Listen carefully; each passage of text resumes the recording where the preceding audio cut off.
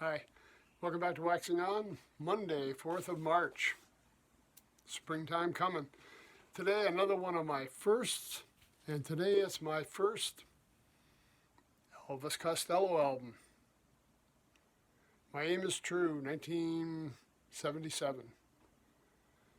Now, firstly, recorded under the name D.P. Costello, but he changed it to Elvis, or record company had him change it to Elvis, so he's taken Elvis's name. Looks a lot like Buddy Holly.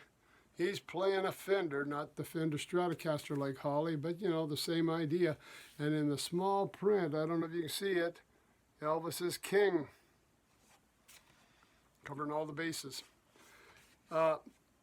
New wave. Late 70s, we got punk coming on, we got new wave coming on, music's changing. Things are getting turned upside down, a whole different style of music starting and coming out of England. Now, Costello had a backup band called Clover playing on here. The album doesn't credit anybody.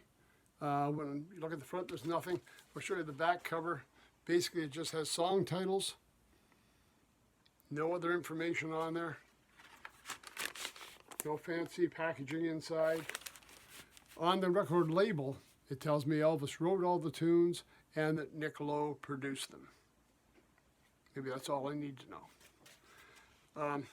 Anyways, Clover was the backup band.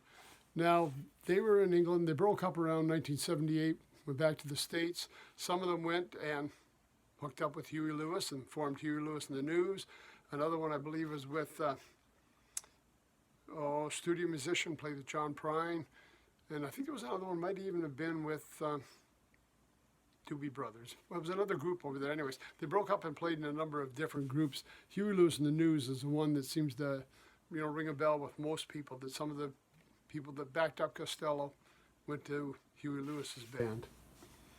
Now, the album, first album Elvis put out, some great tunes on here.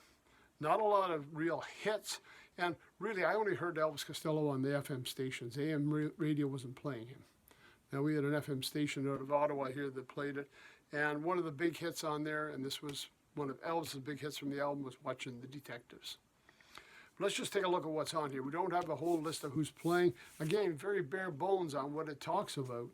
But these tunes, again, new wave just coming into play, were just excellent. Every song on the album is just a classic. It had a whole different style to it. He was a great writer. He had a real way of turning a phrase, some snappy lyrics in there. There was nothing I could find wrong with this album. It was really a great album.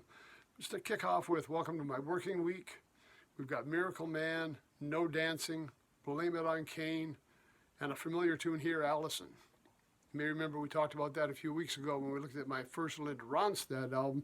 It was one of the first new wave Costello Costello compositions that was being recorded by other major acts. I mean, Linda Ronstadt was one of the first to record one of his tunes, her being a whole different kind of performer or different kind of genre than what Costello was. And Allison was that tune. We got Sneaky Feelings and Watching the Detectives. Flip over to side 2. Angels Want to Wear My Red Shoes, Less Than Zero, Mystery Dance, Pay It Back, I'm Not Angry, and Waiting for the End of the World.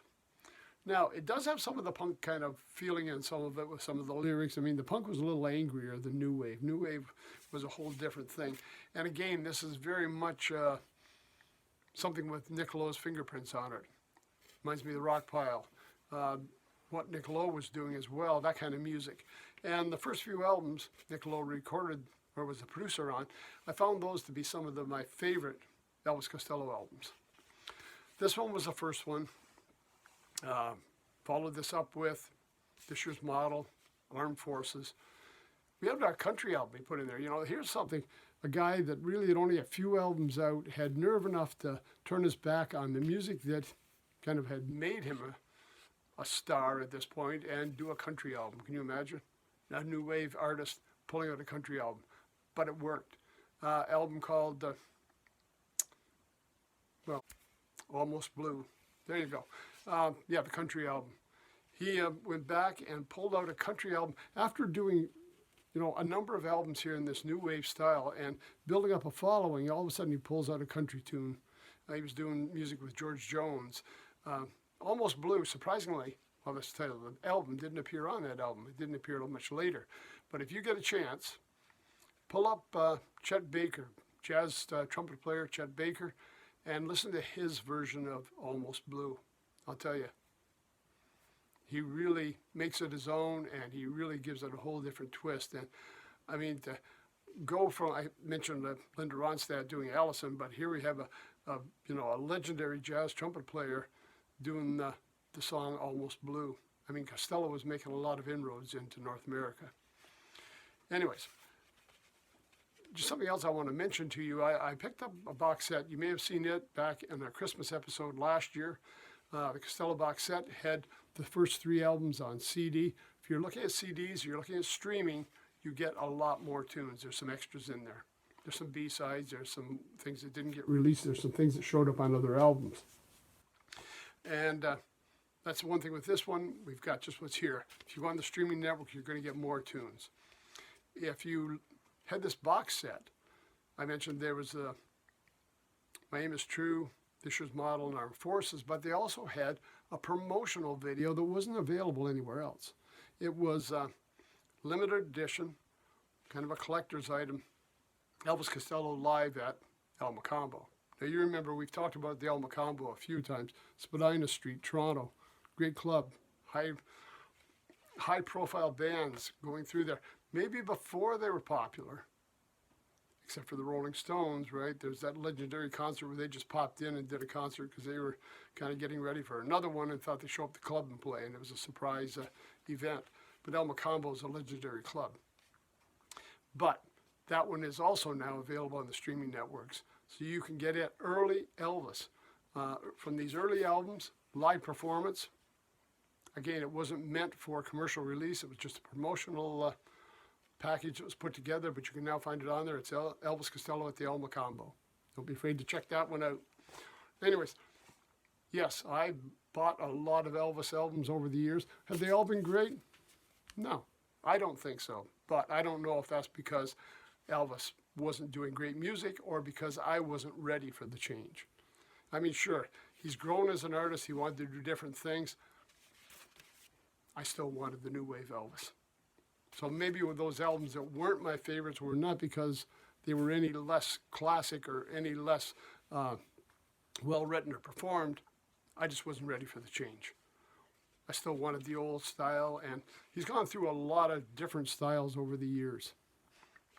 We've talked about some of them on the show before, and there are some good albums out there. And by that I mean ones that I liked. Not to say some of the others aren't good.